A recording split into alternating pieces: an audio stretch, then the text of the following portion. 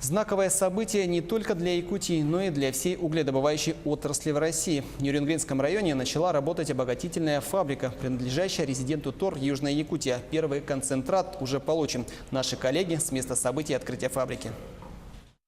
Угольная компания «Колмар» сегодня запускает 6-миллионную обогатительную фабрику полного цикла «Денисовская», построенную в сжатые сроки в Нерюнгринском районе Якутии на Денисовском месторождении. От начала проектирования до открытия фабрики прошло меньше года, а сегодня фабрика дает первый концентрат. Это действительно беспрецедентный рекорд строительства обогатительной фабрики при таких тяжелых климатических условиях. И сегодня за 10,5 месяцев мы запускаем эту фабрику. Всех благ!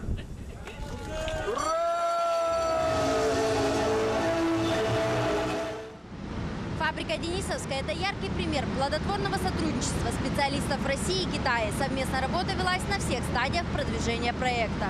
Для переработки углей здесь впервые в России применена технология, разработанная пекинской компанией машины и оборудования «Авик Мэйлинь», где замкнутый цикл водно-шламовой системы фабрики позволяет исключить применение наружных шламовых отстойников, а соответственно исключает и негативное воздействие на окружающую среду. Это денисовские проекты для нас только первые.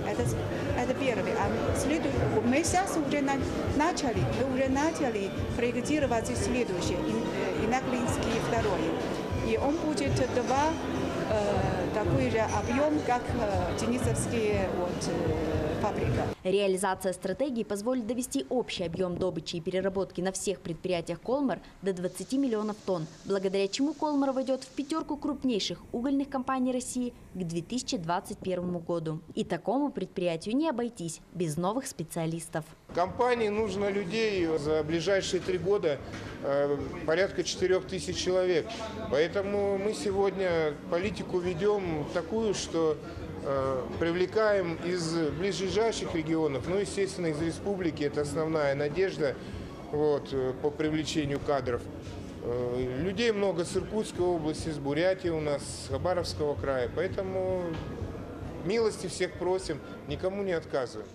Рост угледобывающих предприятий позволяет уверенно смотреть в будущее. Развитие угольной промышленности означает появление новых рабочих мест, улучшение инфраструктуры и развитие не только Южной Якутии, но и всей республики. Екатерина Павлова, Вадим Барашков, Нерюнгри.